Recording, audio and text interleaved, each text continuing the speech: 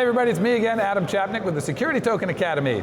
We're here at Security Token Industry Launch Week, and we're with one of my favorite guests, CEO and co-founder of Securrency, Mr. Dan Doney.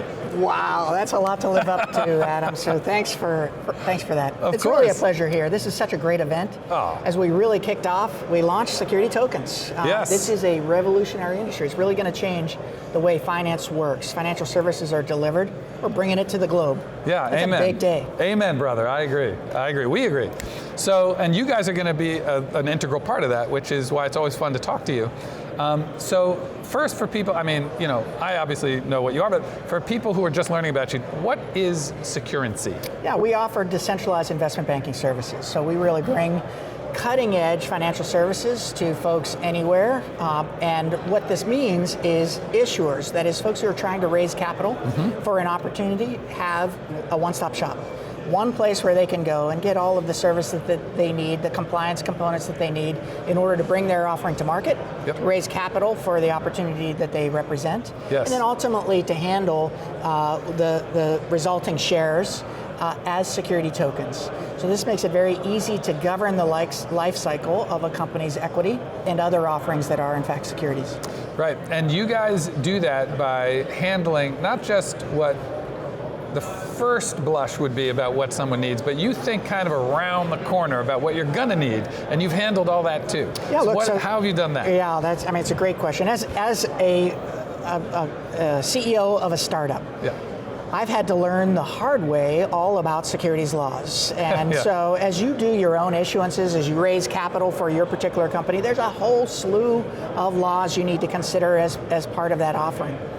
What you'd like is a world where you can just be a CEO of a tech company, you can focus on your business, and the capital raise component basically handles itself, where the workflow associated with properly onboarding investors and properly disclosing risks and properly handling the financial aspects of the business are actually built for you. And that's the platform we've really set out to deliver. Yeah. The complex part of this is, of course, the compliance rules built into any offering. The rule sets that you have to go by. For example, a Reg D U.S. equity offering has a specific set of who can qualify, who can participate in the offering, how you disclose to them, how you handle the shares that are produced from this. We build all that into our platform. So the issuer gets what they need throughout the life cycle of their shares. Yeah, it's amazing.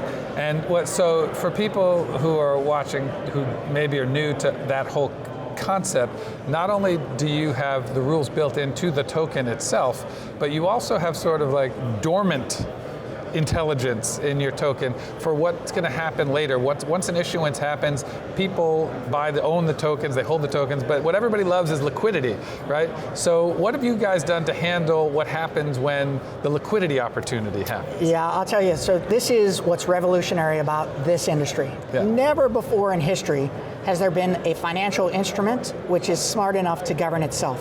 Right. So what we're actually building into a share is the rules that govern what that share can do, such that the share can never engage in a transaction which is not permitted.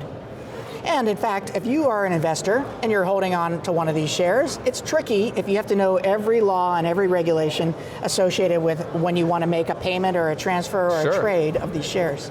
But by building those rule sets into the share, you're able to freely engage in these transactions, and if they're permitted, you can do it. If it's not permitted, the share will tell you why.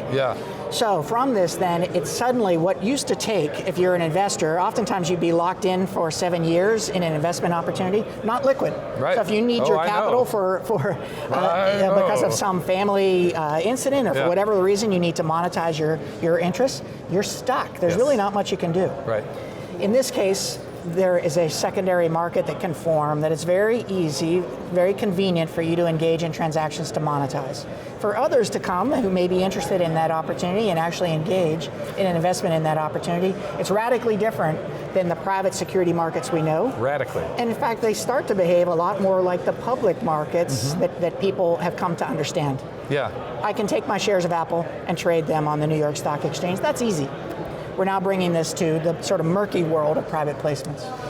And now there's also been maybe a slightly more technical challenge, which is things generally have to talk to their own kind. These tokens have had to use their own chain, or they're not able to sort of cross over into other environments. You guys are tackling that too. Yes. Okay. So the root of the matter, the whole problem that distributed ledgers are designed to solve, is every bank, every law firm. Our current cap table exists in a law firm on a spreadsheet somewhere. Right. So that's a ledger. Yep. That doesn't talk to another ledger, so when we transfer ownership, there's a whole process by which people resolve those ledgers. Banks have their own ledgers, so my account in Navy Federal happens to be on their databases somewhere. Yep. It's not easy to make those databases talk to each other, and that makes transfers very tricky and slow, and resolving, or what's called clearing, those transactions are tricky. Yeah. So distributed ledgers resolve that. Now, in the case of Bitcoin's blockchain ledger, we can engage in financial transactions, and as long as you're on that distributed ledger, that transaction can clear quickly. Right. But you have the same problem in that you've got one distributed ledger, that's Bitcoin's blockchain, and another one, which is Ethereum's blockchain, et cetera. And now those pieces can't easily talk to each other. Right. So we have an exciting technology that actually allows those ledgers to talk to each other, and allows us to issue tokens, which have the compliance rules built into them, that can move freely across those ledgers. So what you have then is the opportunity for really universal liquidity. Yeah, massive. It is a significant advance. Significant advance. That's a huge difference. So back to you. You had mentioned Navy Federal. So you guys are a really interesting company to me because you don't match sort of the general profile of a tech startup in terms of who's involved. Why are you different? In your team? There's a good number of members in the team who have prior military experience in this, which has been a real advantage to us in this space, which requires operational discipline. So certainly the industry has been characterized by a number of participants in the past who have not valued compliance and operational discipline as a part of their model. And we think the industry has actually suffered from this. And by really taking the opposite path, and actually integrity is a core value of our company. By really building a company around those values, we think we're offering something that's quite unique into the space. Now also, for those who may know my background, I was involved in the intelligence community, the Chief Innovation Officer there, delivering really cutting edge technologies into mission settings. Amazing. It was at that point that I really got a chance to see blockchain and its full potential, and both its weaknesses and what was the shortcomings of those environments, as well as their advances. And we're bringing all of those technology advances to bear in cybersecurity, in blockchain and how it works, and some other advances into this platform, which gives us a real advantage. Yeah, it's such a unique way in, and it's so compatible that I always love hearing about it. So why did you guys decide that this is the place that you're going to start? Why this? Why token creation? Why this? We saw a need for stable value, and the clear stable value is income-producing assets in real estate, the kinds of financial instruments that characterize these financial centers here. And what we wanted to do is bring that value to any investor anywhere, here in the United States and actually globally. Now, we've been compelled, as we've seen the impact of this technology in emerging markets. So we worked with a great partner. The company name is Recult. Okay. They're the middle letters of the words agriculture, and they bring credit services to developing world farmers. Now, these are some of the world's most exploited people. 2/3 of the world's poor are small holding farmers. By bringing low-cost credit to these folks, we can change lives. But this means bringing sophisticated financial services like securitization, done right, all the way out to the edge of the world. Wow. And this can change things. It's a radically different model for delivery. And it raises all ships in the end. Yeah, so you're in the process of building that partnership and functionality. Since 2016, we've actually been doing small holding farming lending using a securitization model. Wow. And the impact on farmers' lives is just striking. Oh my gosh, we actually amazing. think this model will spread, and so for more, check out Recult, and they won a UN Innovation Award for their work, so you guys can thank me for this. But what we're doing for them is a securitization portfolio that allows you to actually invest in these small holding farm loans, get a return, change lives, make a large social impact. And it's as easy as it is to raise a venture capital fund here in the US, to do a major debt offering, et cetera. again, this is not a technology that's only meant for the world's financial centers. Right, this God solves bless. every problem everywhere. Amazing. Amazing. Yeah, brother. I didn't know you didn't know that. Now I know. Every time we got to do more interviews. I thought you're the most interviewed guy we have. We ought to dig in on that one because that's a big one. That's if you like impact, it's big. I do like impact. Okay, so you guys, ironically, people have only started hearing about you in the last few months, but you have one of the older companies. You've been hustling this for years and just in stealth. So you have, I think, a little more of a fundamental understanding of what is the right way, the wrong way, what works, what won't work. Do you see, I always like to ask the bad about the bad. What do you see as maybe some of the biggest pitfalls that are before us amidst all of the cheerleading? What should we be worrying about or watching out for? So in 2015, again, while working my government job, I produced this platform that allowed us to tokenize securities, and it made it easy to do real estate income streams. Wow. It was possible to then in 2016 do the farm lending component. It was straightforward. And what we saw is this could apply to any sort of financial instrument. The hard part was the compliance piece. So I figured it would take me about 6 months to build in the real rigorous compliance component. But again, these are global instruments, so you need to be able to do this at global scale. So the process of doing that took us not 6 months, but really almost 3 years to get all those pieces in place. The big thing with compliance is you can't do half compliance. Right? Once you let the cattle out of the barn, you cannot get them back in.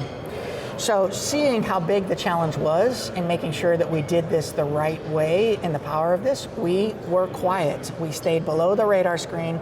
We worked out what the hard problems were, and we'll go through a couple of those. And ultimately figured it would be smarter to stay low profile, to not make the mistake of going to market too early and letting the cattle out of the barn. And building in the right pieces. And now we've got those pieces in place, and this is why we're doing these great interviews with you and others in the space as we've launched some pretty important offerings. Amazing. Okay, so now I guess we'll look at the crystal ball, the Doney crystal ball, and it's now 2020. So we've had, let's say, we're a year and a half from now, 18 months, let's say. Are we going to be stuck in the how do we comply phase? Are we going to be in the all of real estate is now tokenized phase? Are we somewhere in the middle? Are we going to be global? Are we going to how's the STO adoption going to look? So undoubtedly this will be global. It will not be touching every instrument, but by mid-2020 you're going to see a wave. As folks clearly begin to see the benefits of liquidity within this space, the benefits in terms of easier access to capital, investors see that they actually aren't locked into positions, we see that ticking up. But there's a number of fundamental components that all need to come together within this space. By then, the regulatory precedent, it's not going to be a question. We have, as you've seen in our platform, something called recipes. These are repeatable models where you build in global regulatory rules into an easy to verify piece. Once those are used and shown that the regulators agree with those basic models, they can be reused. And then the questions surrounding regulatory uncertainty begin to evaporate. At that point, you just flat out have an easier tool to use. It seems confusing now. If I told you how the credit card industry worked in its early days, all of the players who have to work together so that when I swipe that card, something happens, you'd say, that's crazy. No one's ever going to use this. But in fact, it's that easy. I swipe my card, I engage in a transaction. Securities tokens, by that time, will be that easy. And then there's no reason to go back to cash payments, carry around lots of cash with you. There's no reason to go back to the old share model. You heard it from the Oracle.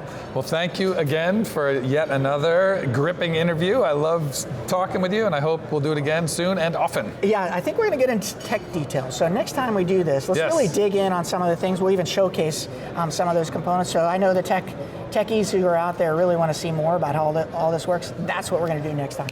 You are on. Thank you. Thanks, Dan.